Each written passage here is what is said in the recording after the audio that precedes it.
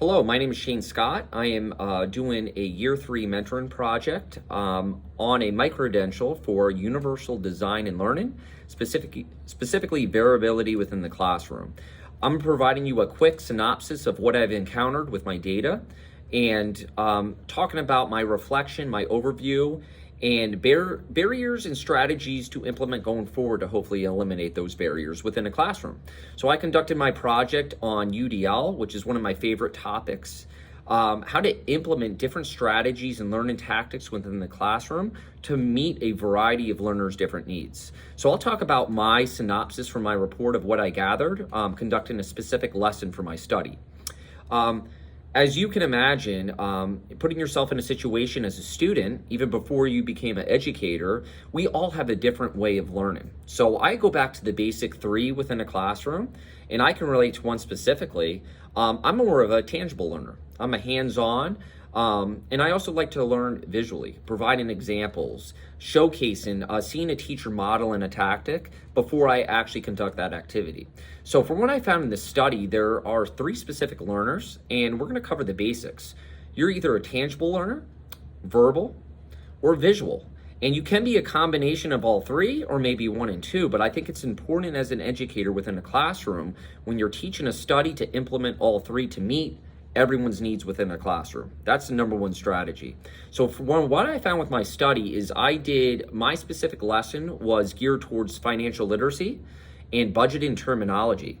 The rigor in that, tying to DTGSS's objective 3.1, is offering rigor within the classroom. And for me teaching 8th grade itself, this is a brand new concept for a lot of different learners because budgeting hasn't been practiced by these individuals that much, if so at all.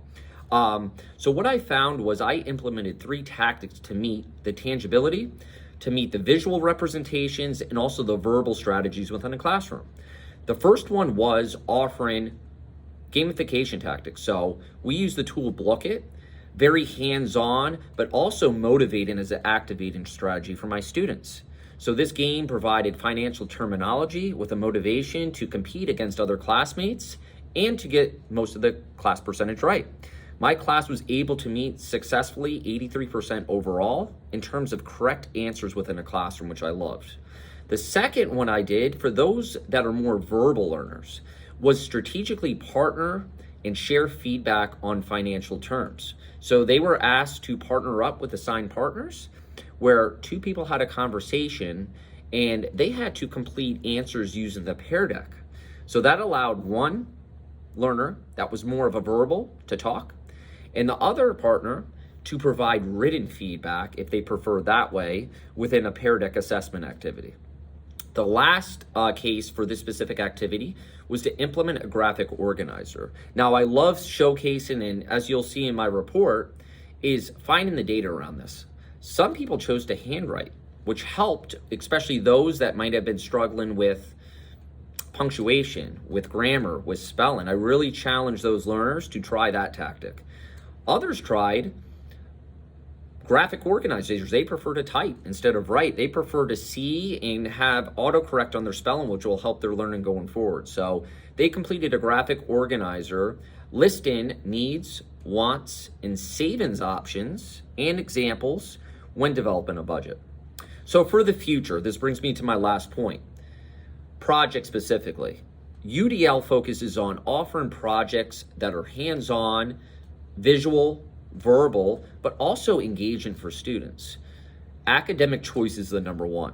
So you can see that I gave a variety of different options that students can choose from, but overall meeting the end goal of our lesson objectives, which was to define needs, wants, and savings when developing a budget, and how specific examples around those 3 different categories.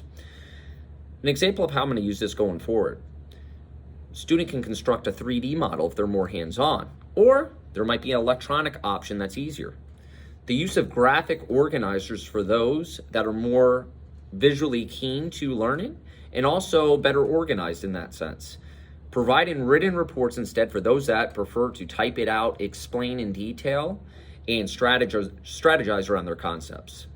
And lastly, don't forget the opportunities to present. As you will see showcase in my recording of my classroom, I also offered a mini lecture around concepts where students, if they didn't feel comfortable writing or wanted to use the graphic organizer, had the opportunity to share with their peers in the classroom. So going forward, offering those three different models around the tangibility, the visual, the verbal, and provide an academic choice and allowing students to explore will meet the needs of success within your classrooms.